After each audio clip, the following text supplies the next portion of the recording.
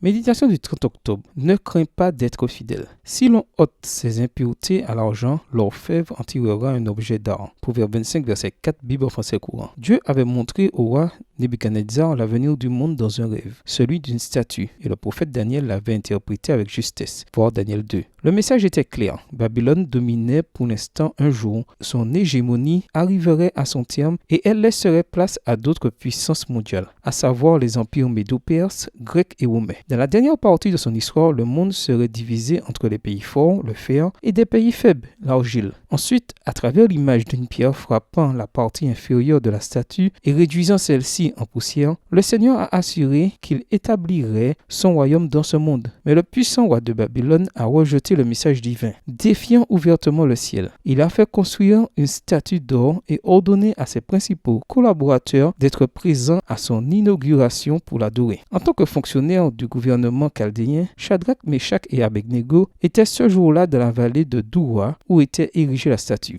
Au moment où la musique a retenti pour indiquer que tous devaient se prosterner devant la statue, les trois jeunes juifs sont restés debout. Leur comportement ayant été dénoncé au roi, celui-ci les a fait appeler. Il a minimisé leur acte de rébellion et leur a donné une nouvelle opportunité de se prosterner devant la statue. Mais ils ont répondu, « Nous n'avons pas besoin de te répondre là-dessus. Si cela doit être, notre Dieu que nous servons peut nous délivrer. Il nous délivrera de la fournaise ardente et de ta main, ô roi. Sinon, sache, ô roi, que nous ne servirons pas tes dieux et que nous n'adorerons pas la statue d'or que tu as dressée. » Daniel 3, versets 16 à 18. Quelle réponse! Les jeunes ont expliqué qu'ils étaient sûrs de celui en qui ils croyaient et qu'ils savaient que Dieu avait le pouvoir de les libérer de cette fournaise ardente. Cependant, ils ignoraient ce que le Seigneur avait prévu pour leur avenir. Que ce soit la vie ou la mort, ils accepteraient la volonté divine. Ils ne trahiraient pas le Père céleste. Cela s'appelle avoir une loyauté inconditionnelle. Ils n'ont rien exigé en échange de leur fidélité. Et bien sûr, Dieu ne les a pas abandonnés. Il a été avec eux dans la fournaise. Ce jour-là, le roi le plus puissant du monde a reconnu le pouvoir du Dieu du ciel. N'aie pas peur d'être fidèle à Dieu, il sera avec toi en toutes circonstances. Bonne journée à toi et que le Seigneur te bénisse.